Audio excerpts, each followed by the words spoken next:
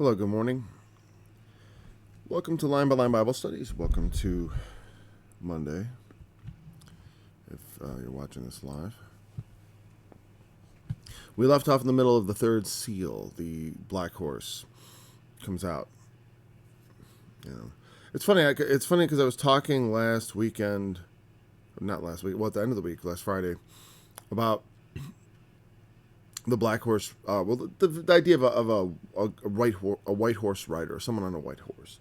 And then over the weekend it came up, the idiom. Someone mentioned, is this some leader? I don't even remember the context. Is he the rider on the white horse? Not for revelation. It wasn't in a religious context. It was just in a secular context. It's the idea. It is a messianic figure. That's why in some interpretations, the white horse rider, they say it is Christ. But I say there's a false.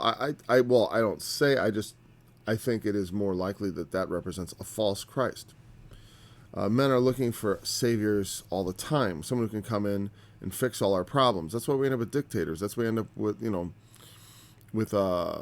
demagogues. That is the human impulse that creates that. I mean, when Moses led the children of Israel out of Egypt, one of the key sort of things you see is the way that they come to just totally depend on Moses. They're always looking to Moses for everything. And people have a tendency to do that to this very day. It's like their individual relationships with God are subservient to the relationship they think they have with God that is created through a man of God. Which is, like I said, I defend the idea of teaching and of understanding, of growing in knowledge and having teachers and people who help us understand. But my relationship with God isn't more special than your relationship with God. It's, that's one of the reasons I talk about my experiences, because they are so few. So you understand, it's like sometimes people when they, the guys on TV and stuff, they'd always get up and talk as though them and the Lord, their relationship is just so unusual and different from the way the rest of us interact with God. And that they have like some sort of close, like it's more real. They give it a more real thing. And I don't know, maybe I give that impression. I don't know. I want it to be more real. I try to think of it as more real. But like I said, it's like the number of times I've had interactions with God that seem to be more than just me reaching out into essentially nothing other than what I know to be or believe to be true from the scriptures, and reaching out to what I've learned of him myself. The times when he's reached back is so few. It's easy to recall them all. So, anyways, going back, because the idea of the horse riders are someone on a horse is a prominent figure that one spies out, one sees. Let's continue with the sixth verse here. We've talked about a measure of wheat for a penny, and I see that as a measure of wheat is not a whole lot, but I think what it's saying, I believe the penny, the denarius in the New Testament times was like your day's wages, all right? It'd be sort of like saying a measure of wheat was about a measure of about what it would take to feed a man for a day or a day's rations, And I believe that's what I think is going on here. And he says a measure of wheat for a penny means food by measure, and it is all you can eat for. It's all you need to eat for a day, and all your labor for that day also. Can't get ahead on that. Hand to mouth, as they say, going from paycheck to paycheck. A lot of people live that way. But maybe this is even more straight than that. I'm not sure about what the measures and all that exactly refer to, but it is a picture of famine. We can see that, because it's a black horse and it's not nice, It's not supposed to be like some sort of friendly neighborhood, wheat measurer. He has a pair of balances. Everything's going by measure. It's always best when you don't have to measure your food. Don't you like, it's much more fun to go to the store without thinking about a budget. Without thinking like, okay, I've got so much money. How much food can I get for that? And I've gone through that, where it's like, well, we don't want to, let's not buy too much of that because, that's expensive. Maybe that'll be on sale next week. We gotta watch what we're spending. The hurt not the oil and the wine. I've come to believe this. I looked at different interpretations of it. In my mind. I don't even know what. I'm sure this interpretation is out there somewhere. So, at least it seems to make the most sense to me. This is what I came up with. The idea hurt is an idiomatic expression. Because, obviously it can't be hurt in the sense of, in the way a human being is hurt. Oil and wine doesn't feel pain. And so when we talk about hurting oil and wine, it's like, it comes in a supply. There's let's say there's oil and wine. There's so much oil and so much wine. So what does it mean not to hurt it? It means not to damage it, not to diminish it. And so therefore I believe it means you don't get any oil or wine. You don't get it's sort of like we say, don't touch it. It's like don't touch your savings. The idiom for to hurt implies, I think here, that no oil and wine for anybody. And what are oil and wine for? Well, they're part of the better, it improves everything. Oil, how you gonna, bread made with just water is inferior to that which is made with oil. And water is inferior to wine. Certainly in their times, that's how it would be seen. And remember, their wine was indeed not as strong as our wine today. But it was still, I don't think, some people think it's a big deal about whether the wine was alcoholic. Part of the reason they drank wine, and part of the reason in, 200 years ago, everyone drank beer, is because it was safer to drink than water, because it had been through the distillation process. So, the bacteria had been killed. Alcohol in your drink means it's actually safer to drink. I believe so. I don't know if you can just dump alcohol in like you could iodine or something like that, but I believe the process of making the wine makes it safer to drink than a lot of the water you would have access to, especially in urban areas. Maybe on the country you could have a nice clean well. So it is the superior things that could make life better and more comfortable. You don't get to partake of. Don't hurt them. Don't hurt that. Don't touch it. Don't diminish it. Don't take from it. And here's the wine. Well, let's get in there and hurt the wine. And start. Hey, where's all my wine? That's the idea of hurting it. It means to take away from it, I believe. I think that's a reasonable interpretation. It may not be the right interpretation, but it seems to make sense with the idea of want, famine, and such. I used to think, actually, that it meant the opposite. That everyone gets oil and wine. Everyone gets oil and wine. That's all fine. And maybe that's true. There's also the symbolic meaning of oil and wine. So I'm going to throw out all the interpretations now, because I do think there's one I favor, but there are other ways you can look at it. Sometimes in prophecy, oil seems to be connected to spiritual things, and wine obviously they call it a spirit. Just as the vine, there's a chapter in Isaiah chapter 5. I was going to call it the song. Well, it is the song of the vineyard. I for a second I thought I was just referring to my own song based on Isaiah chapter 5, but I'm not. I will sing to my beloved. Now I will sing to my well-beloved a song of my beloved, touching on his vineyard. Again, touching there doesn't mean like touching his vineyard. It means in a idiomatic or metaphorical sense of touching, meaning I'm going to talk about it. We're going to touch on several subjects here.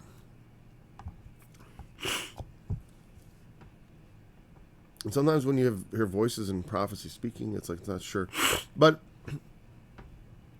my well-beloved had a vineyard and a very fruitful hill, and he fenced it and gathered out the stones thereof, and planted it with the choicest vines, and built a tower in the midst of it, and made a winepress therein.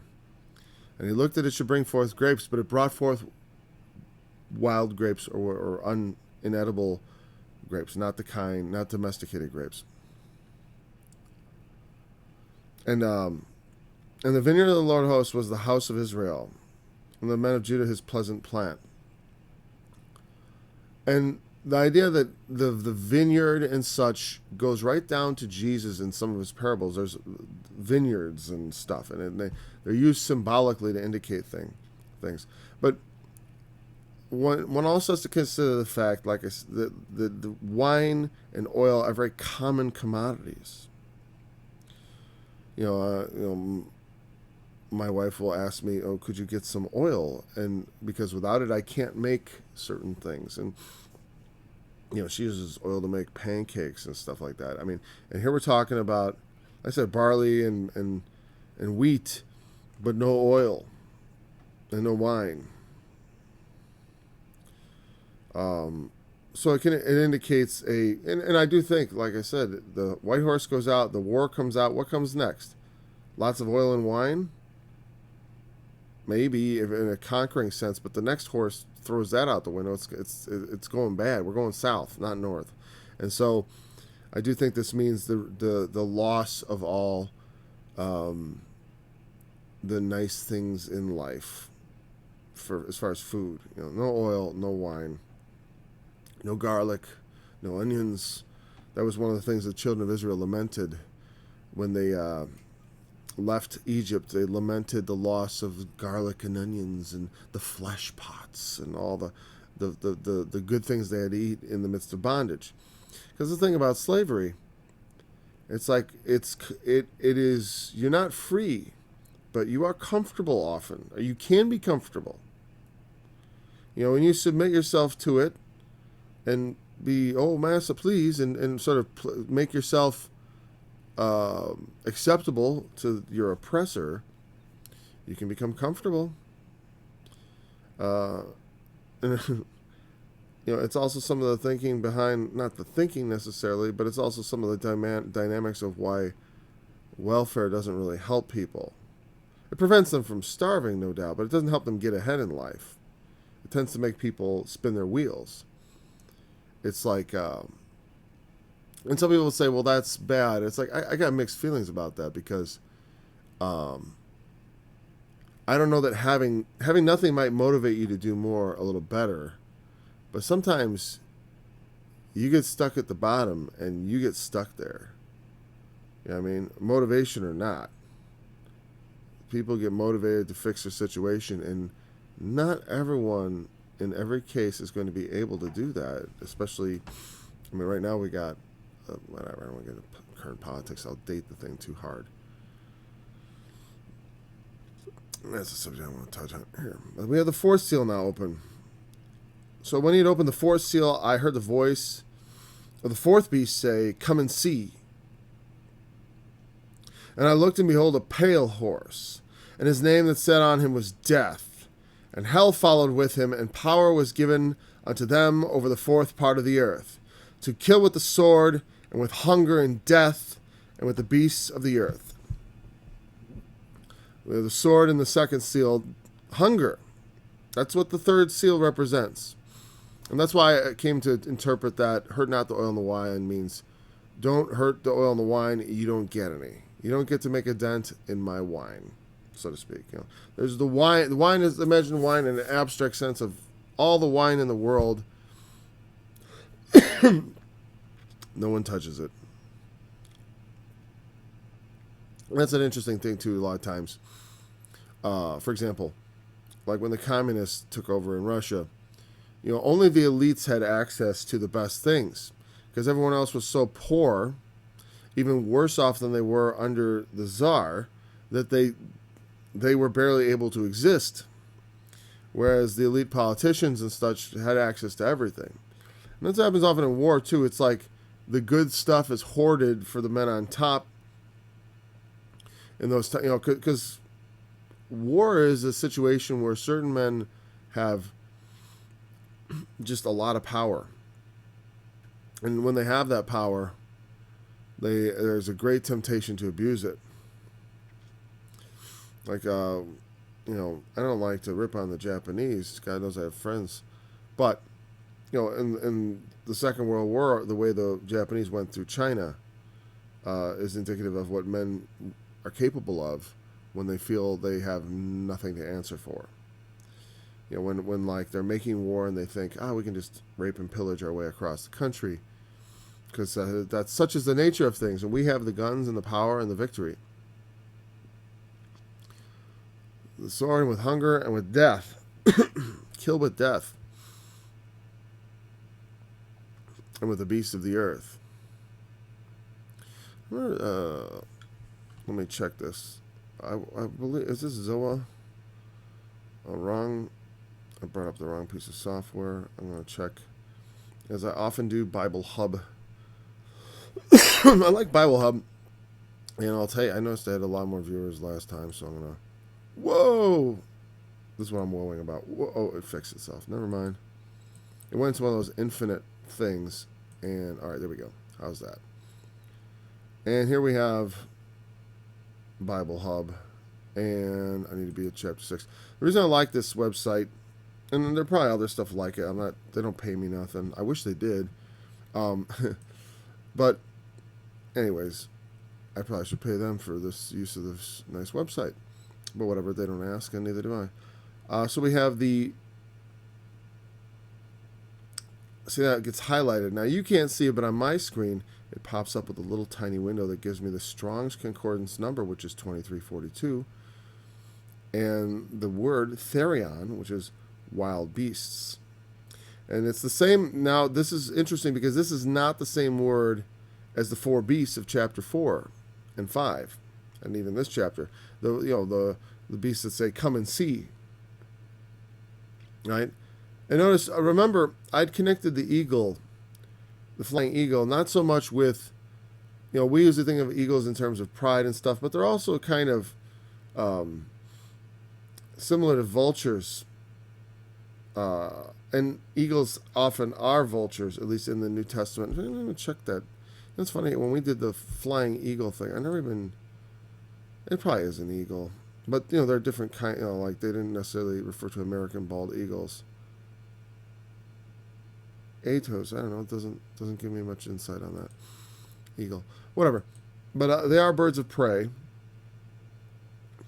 And I don't know that eagles are above eating whatever. But anyways, but they do represent sort of death from above. And I do connect them with revenge and sudden death from unexpected places. And I think the connection between the eagle and the fourth seal is interesting. The fourth beast said, "Come and see." The pale horse. Pale is chloros in Greek, and from which we get the word chlorophyll, and it is pale green. It is pale the way like we go pale. We don't usually see horses go pale.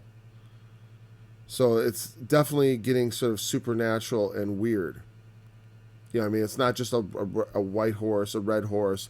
Red often, red is not a natural color for a horse. But sometimes we call things, like a fox, we call that red. And the horses have they can have a, I don't know what they call it. I'm not an expert on horses, though I did learn to ride when I was young. I don't remember.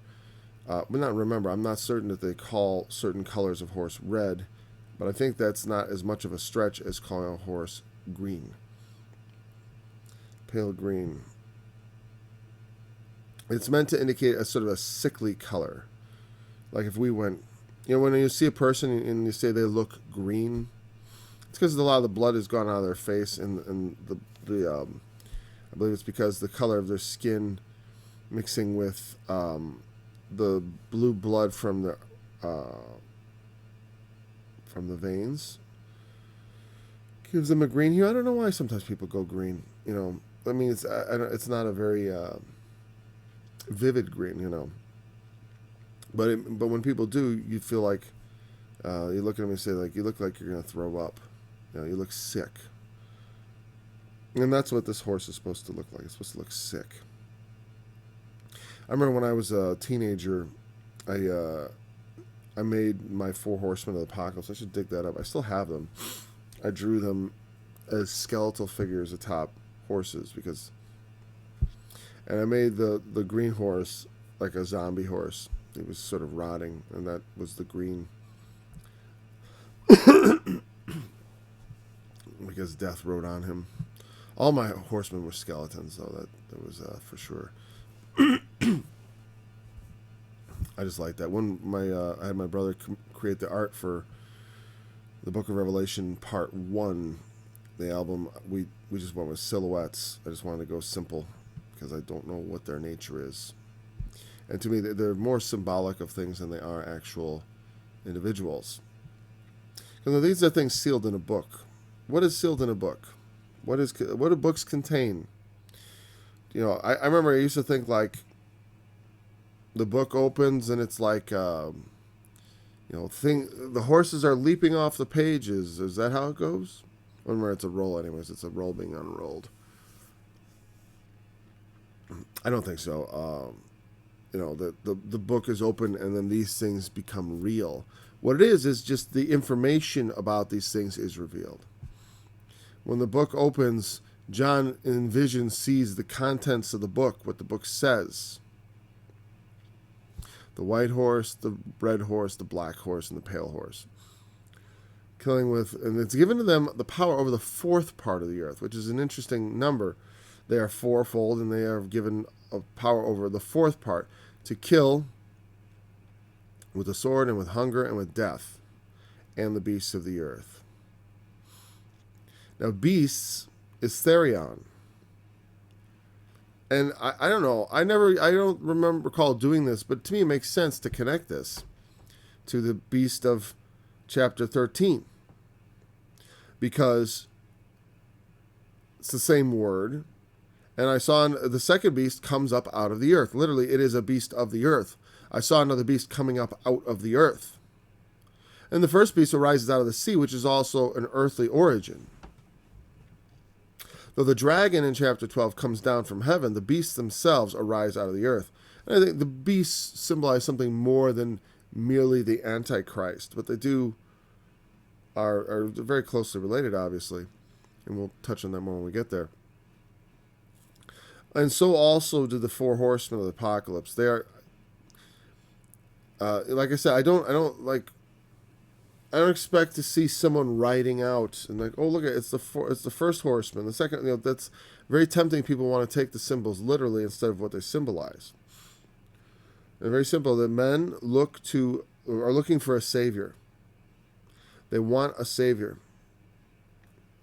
and they will have him. But he will, just like the children of Israel in the Old Testament. God had appointed judges. It was basically like a theocracy of rule by like a high priest. And but it was not understood that the priest was king. He was sort of the mediator between Israel and God. And God was seen as the king of Israel. And it was said that they demanded to have a king like the nations around them. They wanted to have a king. And Samuel was not happy with this. Samuel was the judge at the time. And he said, and the Lord said to him, it is not you they've rejected, it's me. They've rejected me. And they want a king? Well, I'll give them a king. But tell them this and know that this is what their king is going to be like. He's going to levy taxes on them. He's going to take their sons for soldiers, your daughters for his concubines or whatever. I'm not sure if that's exactly. I'm paraphrasing. Okay. He's going to take, and he's going to be a despot. And right now the world has all kinds of problems, right? And just use it right now for an example. And you saw with the presidents we elect, from whatever side, there's a more and more sense of people are looking to them. I'll mention by name. Barack Obama, he was kind of the way they looked at him was very savior-like. But the opposition looked at him like he was the Antichrist. I remember all this, he's the Antichrist nonsense. Come on, I'm like, no, he's not the Antichrist. You could look at him as an Antichrist, meaning that he is not Christ, but they're looking to him as a savior, right? Same thing with Donald Trump. And and it's no secret that I supported his election. Because that's the direction I want to see our country going. I want us to go in a more conservative direction, and I got to vote because I'm also king here. We're all we all have to. If we don't vote, we're responsible for what happens, what follows. We're all responsible for our country, and we got to take responsibility. It's something you can. I suppose you could just sit out and sit, but it's like I don't know. If you do, then you're still culpable. I don't know how you escape it because it's rule of the people, by the people, for the people. And so we're all kind of in a position of we have some responsibility for what goes on around here. But there was all kinds of memes and stuff of, God, emperor type memes because they look at him like a savior. And I'll see it that way, of course. But you see that sentiment coming more and more. The world has a lot of problems, though. And but there's a deep division between all the people about how those problems should be solved. And also, what are the most important problems? Like on the left, you have a lot of radical environmentalists who think the sky is falling, the earth is about, we're 12 years away from everything falling apart and we'll all be dead. Human extinction. Now, that's a significant threat. And if you believe that, you can see why you would be extremely troubled at the fact that it seems like very little is being done about preventing that, if that's possible, if it's possible to even stop it. And you think about it, on whatever side of the political spectrum someone's on, the problems are becoming more deep, and the divisions are becoming deeper, and the problems are becoming radically. They are becoming in need of greater and greater and more radical action. Like if you're a conservative on the fiscal things, right? You look at our debt and our deficit in the country. It's just getting that problem. They were screaming about it when I was a child in the 80s. I remember people talking about how terrible this debt was, right? But it just keeps getting bigger and I live in Illinois, and we recently had a big crisis and stuff, and they raised taxes and okay, but that they can handle the debt, but if you don't start dealing with it at some point, you wait till the measures you have to take to deal with the problem are so drastic that people revolt. If you don't deal with your problems early, it's just like with kids. If you don't deal with if you don't deal with your children and the way they speaking disrespectfully to your mother, the way you handle that starts when they're little, when they start sassing to their mom or something. I don't get any sass, but it's probably because of the nature of my personality. Sometimes they try it a little later, and I just squash that bug. But it starts. If you deal with things early, they don't become big problems later. So I've always had great relations with all my teenagers. And it's not just a product of my kind and on the spot discipline, or ever present. I don't know how you say it. Like I'm always ready to let them know what's acceptable and what's not. It's not just a product of that; it's also a product of not them having going to home, being homeschooled. That definitely helps because they're not so dependent on peers. They're more dependent on each other. But I don't recommend if you have this like 1 or 2 kids. I don't know that homeschooling is the right answer. because it's awful lonely for kids without other kids. They need other kids, I think, to some degree, or it's helpful. If you, especially if you're not willing to get in there and roughhouse and play with them and do stuff, whatever, they need some companions. All right, whatever. Off the subject. So our problems are getting deeper and deeper, and so the way to solve those problems becomes more and more dependent on a sort of messianic figure coming in and solving them in a big swoop. But the thing is, that's naturally going to create conflict. Let's say you get someone to come in and who's going to be willing to make all the changes, drastic changes, draconian measures to combat environmentalism or to combat the deficit. Just take it either way. Because people have different political leanings, and I have my leanings, and I don't want to alienate anyone or say that like there's a Christian leaning. Though in some cases, obviously, some things to me are not up for debate. But certainly things like, the environment. I mean, if someone feels strongly about it, I don't think that's an unchristian thing. I like the environment. I try to keep my place clean. I mean, I don't know. I live in the country. I have great air and water quality. I love it, and I don't know why anyone would want to live with poor water quality and poor air. And I can see how people who live in cities would become very concerned about the environment. I mean, where I live, the environment seems great.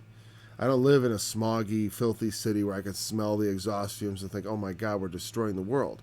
I understand why maybe that becomes more they of a present issue. They say they see themselves filling the sky with their carbon dioxide and stuff. They literally, when you go to a city, smell the air if you don't live in one already.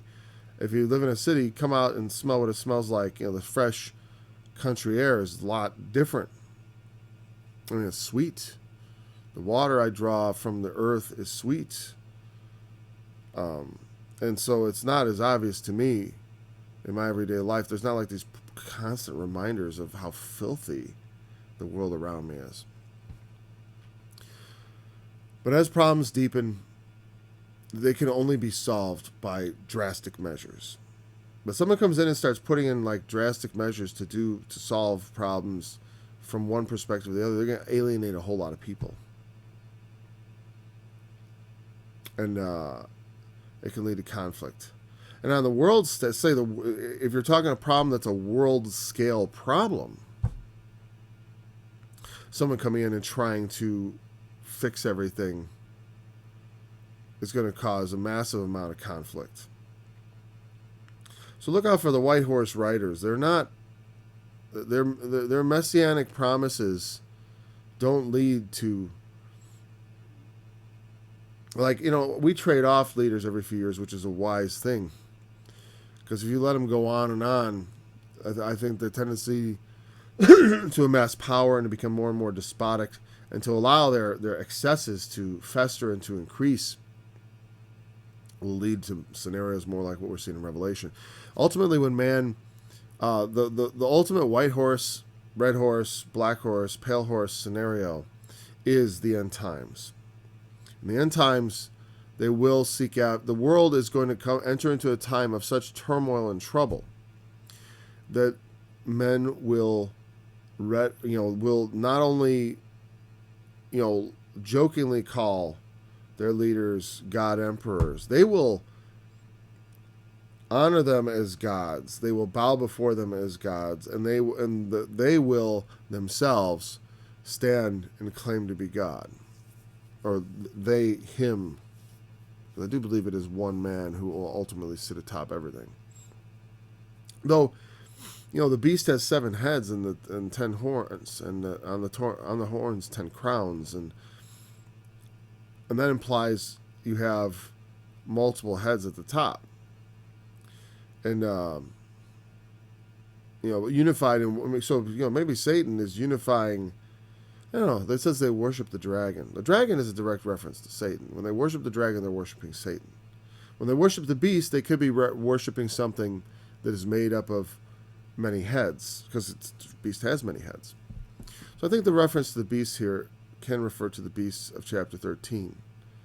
and very likely does in my mind. Though it is a shaky reference, we haven't been introduced to them yet. But we haven't been introduced to any beasts, and it's Therion. It's not the same thing as the living creatures that we're talking about. The lion, the calf, like a lion, like a calf, like a man, and like a eagle. Those four living creatures are Zoa, and this is Therion, which means like a wild beast. So let's kill this over the fourth part of the earth. So there's a lot of killing going on in that. Now, time-wise, how does that fit in? I don't know precisely. I do not think this. It's like in Revelation, as I read it, as I'm familiar with it. I don't think you go like we start off opening the seals, like on the earth, like the seal is opened and something happens. The seal is open, something happens. I think the seal is a book. The sealed book is a book of prophecies. They look forward to the things that are going to happen when you sound the trumpets and when the vials are poured out. They are they are like foreshadows. It is the prophecies of things to come, not the events themselves. The trumpets are the signals of events that are happening. And I do believe they are sequential. Different. The book is unrolled and information is given. That's what books represent, information. They don't represent something happening. They represent perhaps something that will happen. But opening a seal on a book reveals things to us. It does not cause things to come into being in the world. That's sort of I think that is a cartoonish view of Revelation. It's easy to take that view. And I could be wrong, but I really don't think so. I think that the book being open is the revelation of these things. Okay. And when we go through this stuff, I'll try to point back to connections between things that go on later in the book of Revelation and the trump and the sealed stuff, the information that gets released early. Hell follows with him. He is called death, and hell follows with him. This is hell, the grave, the place where the dead go. Where they are even now. It's not the same as the lake of fire, which is the second death, which is that thing that goes on before the great white throne in chapter 20. This is Hades, and it is. I need to do a special study on the nature of hell. I haven't done anything in I did a write-up on some stuff and it was in response. I think sometimes I do well responding to things, because creating something from scratch and organizing it is a bear. And I have started on that project because I wanted to do a full survey of what the Bible says about hell. I wanted to literally go through everything. It'd be it'd be a many-hour study over the course of more than 1 week. And that is going to come. But it is a tremendous amount of work. And currently it's not fitting into my schedule. But this is, so let's continue. We're at 39. I probably should have mentioned at some point that you ought to subscribe to Line by Line Bible Studies and click on the little bell so you get notifications. I do the Monday through Friday live stream, but occasionally I do other studies, or I upload them, which may or may not be live, and the bell will notify you. And then, of course, there's my website. You can find many other studies, songs. The songs you're hearing in Revelation are not released yet. I want to release them. But, I don't, because they're not finished. Especially chapters 12 through 22. And if I choose to use some of them for intro and outro, you'll see why.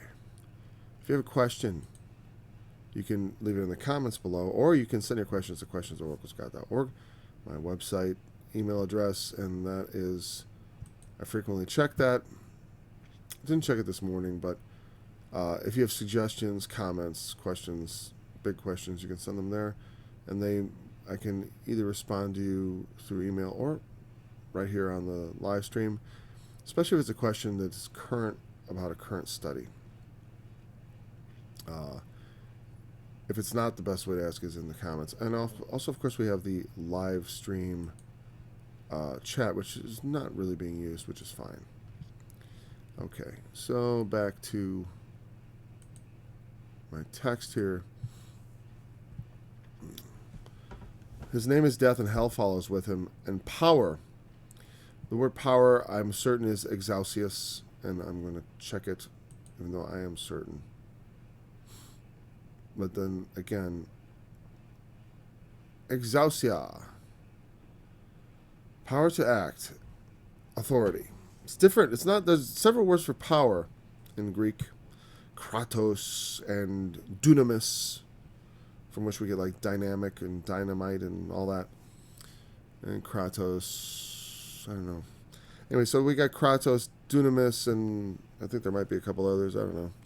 But this exousias, it means authority, and all the power that is attributed to the evil actors in Revelation is exousias. They have authority, which is an important distinction. What it says is like this is not happening. A lot of times people portray the things that go on in Revelation or the actions of the devil as being sort of God sort of like powerlessly standing by and not willing to act because of some reason. Usually the reason has something to do with free will. Like I said at the end of that movie, I forget, by that British guy. I think it has something to do with free will as the explanation of evil, which I think is a very poor explanation. For one, evil is evil not purely, but it is for us often subjective because it means the loss of good. When we talk about the nature of what is truly evil in an objective sense, we reference the Lord to understand evil because He is good. God is good, but there's evil in the world, and God is responsible for it because He gives the devil the authority to do what the devil does. You can read about that in the book of Job, and also the fact that when he tempted Christ, like that was part of. That wasn't like Satan just doing that of his own recognizance. I think I'll just go tempt Christ. It's like that he's given authority to do that of God. God allows him to do the things he does. He couldn't do anything if God didn't allow him. He would have no power if God didn't give it to him.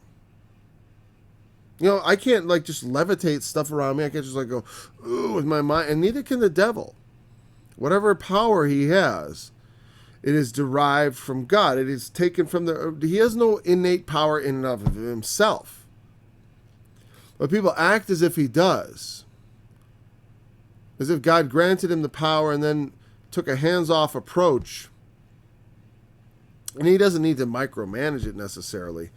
But the things that are done of him are known of the Lord and are also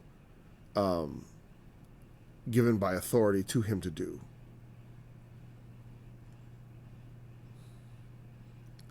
They have authority over the fourth part of the earth to do a lot of damage.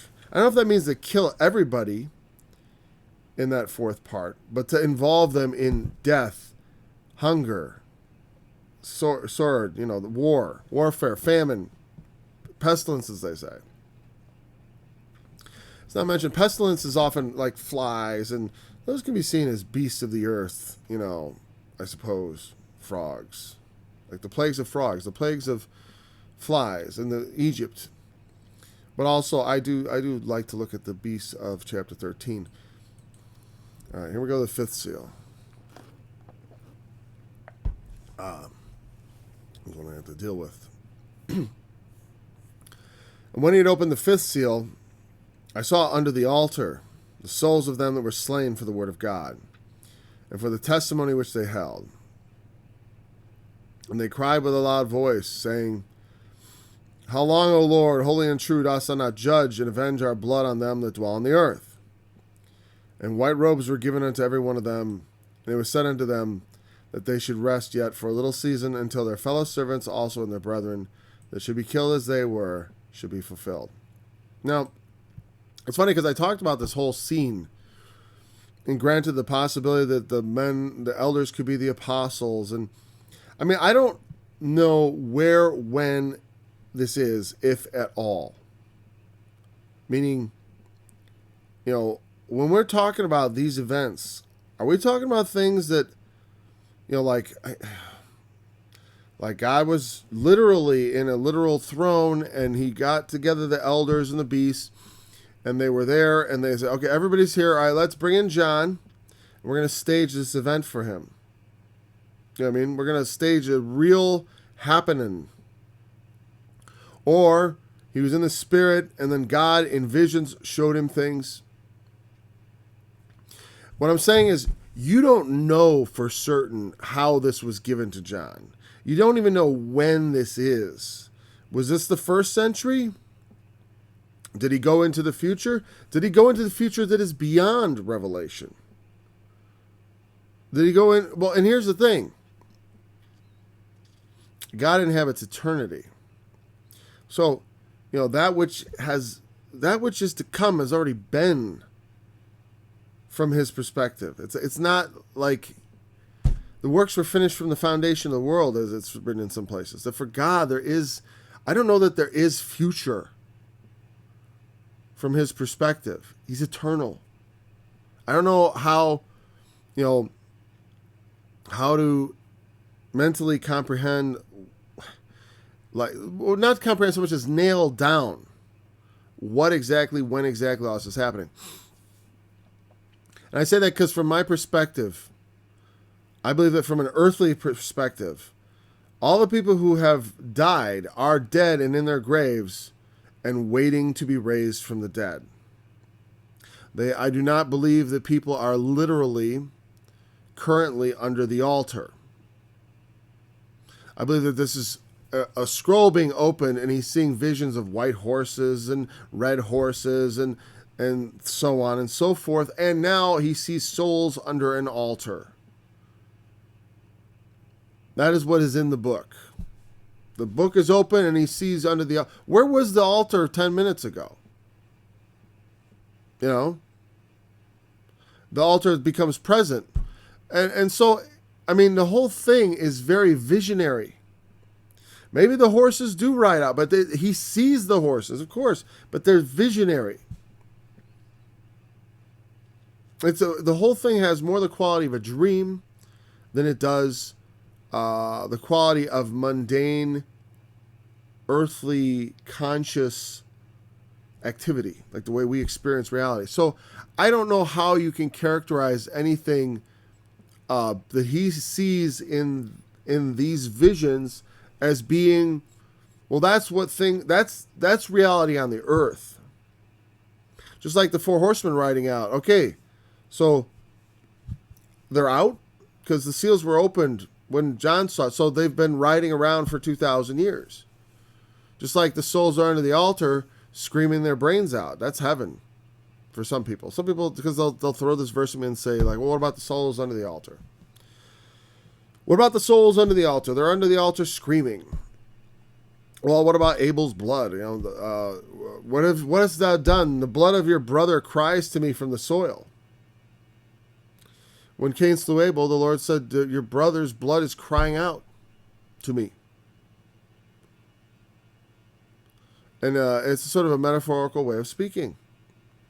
And so also, I think this is no different. What it's saying is, the altar is the altar of sacrifice. And underneath it are the souls of all those who laid down their lives for Christ. You know what I mean? And they're speaking and they're saying, how long, O Lord, holy and true, dost thou not judge and avenge our blood on them which dwell on the earth? The sacrifice of the saints speaks out from the place of sacrifice to God.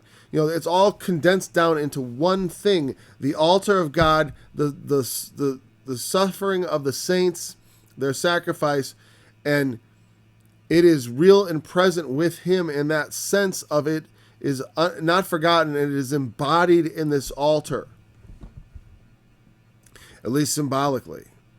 Uh, and I think it's an odd place from which to draw. Well, here's the thing is, and I did a study on this a long time ago called "I Believe in Death and the Resurrection of the Dead," and you can find that on the doctrine page of my website. It's one of my earlier studies, and there's a written version, and also I read it. It's kind of like an audiobook, I guess. It's not really, it's not an, like this, an expository, just, what do you call it, impromptu, where I'm literally just making it up as I go along. It is scripted fully, and so I'm just reading what I wrote.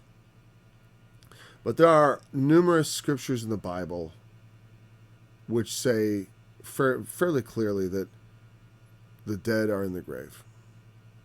And I didn't always believe this, because I just liked the idea of when you die, you go up into heaven. It just seemed like a nice thing to happen.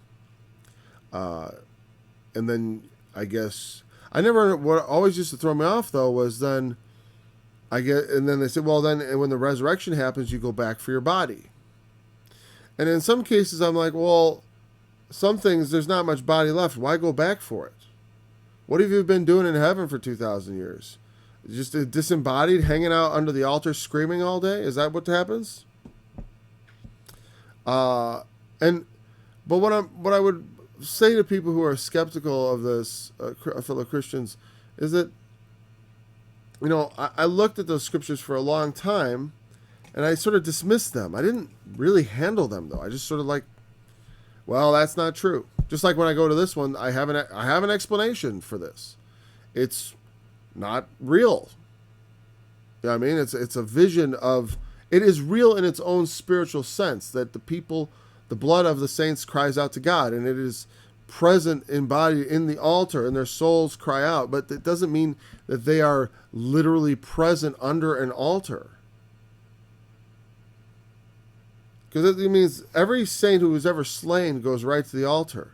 You're better off not suffering maybe it's a great place to be, It's fun. All day, cry out. How long till you avenge us? And that's a long wait now, it's 2,000 years. But maybe it doesn't seem like it. There's maybe downtime, when you get to go over to where all the people who didn't suffer are hanging out and just eating donuts all day and never getting fat. As Haggard, the president of the Evangelicals, said when he went on television. This guy gets an opportunity to go on national television to talk about heaven. He had that creepy face, and he was a creepy guy. Whatever. He deserves to be forgiven. I dislike. His sins were sexual in nature, and it doesn't. Sometimes we treat Christians so poorly. But that isn't what upset me about it. It's the fact that he got on and said, heaven is like you could eat donuts all day and never get fat. Did he say the pastries? I think is what he said, pastries. Heaven is pastries. Why? And you can have as much sex as you like and never catch a disease. Where are you going with that? That's the Islamic heaven, not the Christian heaven. The feasts in heaven are metaphors. You don't need to eat. They shall hunger and neither thirst anymore. So anyways, if you're gonna, you don't have to agree with me about death. And God knows I have family members who still, I talk to them, I kind of win the argument, and then they come back to me months later arguing again. So it's all right. I don't demand you agree with me on everything. It's fine. Though you might find me annoying every time I bring it up, so that's unfortunate. But the thing is, you got to deal, I'll take the scripture head on. I'll deal with it. It seems to contradict what I believe. And I acknowledge that. There are circumstances around it. But then there are other scriptures, if you have the opposing point of view, well, do you deal with them?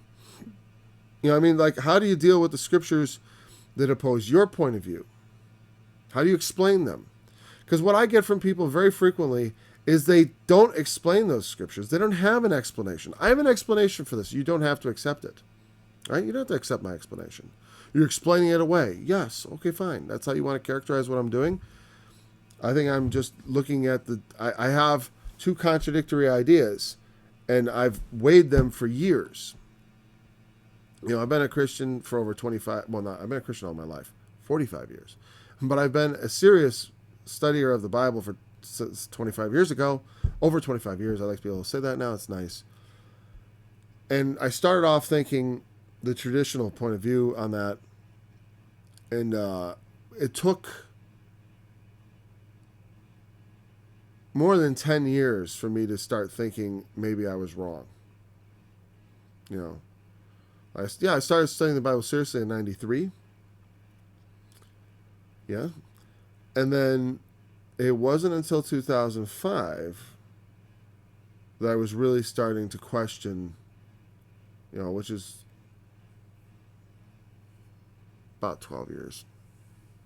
It is about 12 years. Actually, I think about it. It was the very beginning of 93 when I started, and it was a little over 12 years.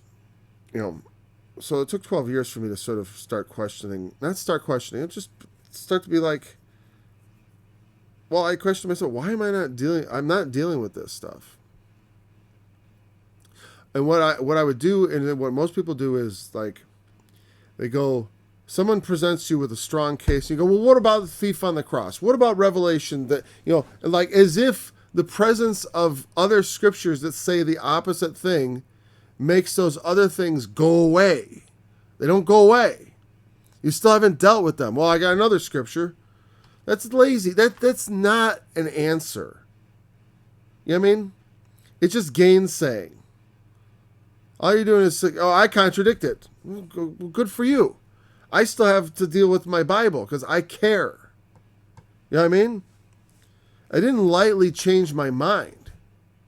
I didn't lightly just like, I'm just going to change my mind. It's like after 12 years of thinking one way, I'm going to change. I just was like,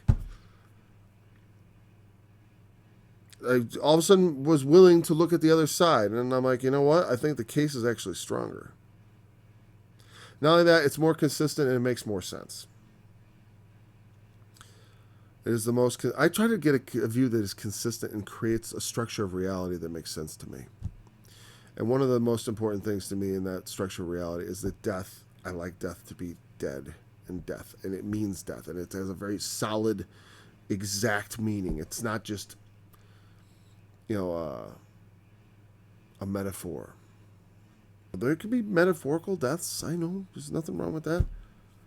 But at some point, there has to be real death. Otherwise, if all death ever is a metaphor, then it's not even a metaphor. You know what I mean?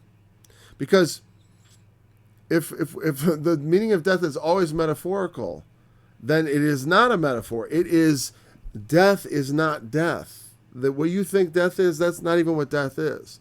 It's not a metaphor for being tormented forever. It is being tormented. That is what death means. Death is eternal torment. It is defined by it. It is not a metaphor for it. It is. That is what it is. But that runs in the face of so many other things. It's like, well, no. We believe that animals die. Some people think they go to heaven, because they're very attuned to animals. They love animals. And I can't say, the scriptures don't really address it. So if it makes you feel good to feel that way, that's fine. But don't be too militant about it. You know what I mean? It's like, because you don't drive people away from the gospel because you're kind of a little intense about animals in heaven, Let your passion, have passion for your fellow men. We're animals too, So people don't like that. But like, man, he's not much better than the beasts. So say the scriptures. So they have to rest yet a little season until their fellow servants also and their brethren that should be killed as they were should be fulfilled. There's all this bad stuff coming on the world.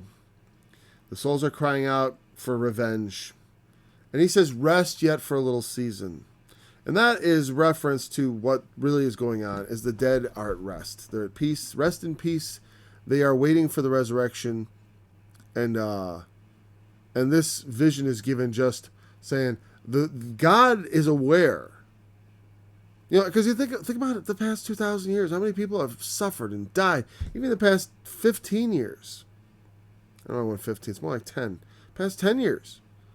All that went on in the Middle East with like ISIS and beheadings and Christians being killed, and not just Christians, but also anyone who wasn't part of their vision of what their religion ought to be.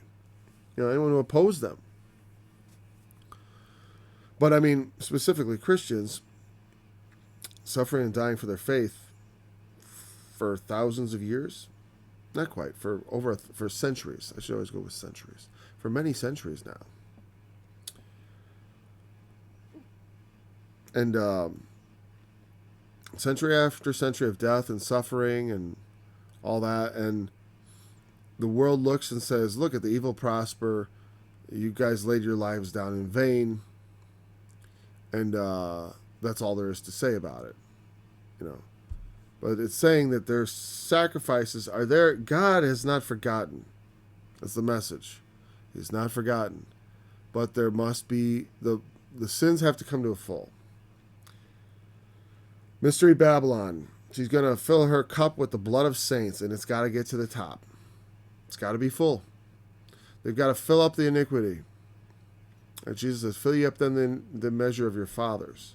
They've got to, the wrath that is going to be poured out needs to be met with a sufficient transgression. I mean, God's going to bring out his wrath on the world, which means like as the world has never seen. And for that to happen, the iniquity of the world has to become exceeding great. That should be kind of frightening if you think about it. Because if you're going to live into those times, I still say, though, the iniquity of the world is getting quite interesting. It's getting out of hand. It's certainly in the West. You know what I mean?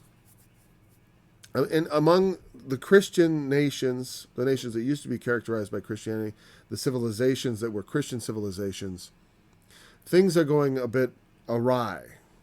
Okay, that doesn't mean the end of the world. It may mean the end of us, unfortunately, for our descendants. And I hope not. I would rather the world end than our civilization end, to tell you the truth. I'd rather have the Lord come. And I could say, it was all worth it because Jesus came. I don't like the idea of my grandchildren or children suffering under the collapse of the West and being dominated by some foreign power or falling under the despotic rule of some, leftist dictator in America. I don't like those ideas at all.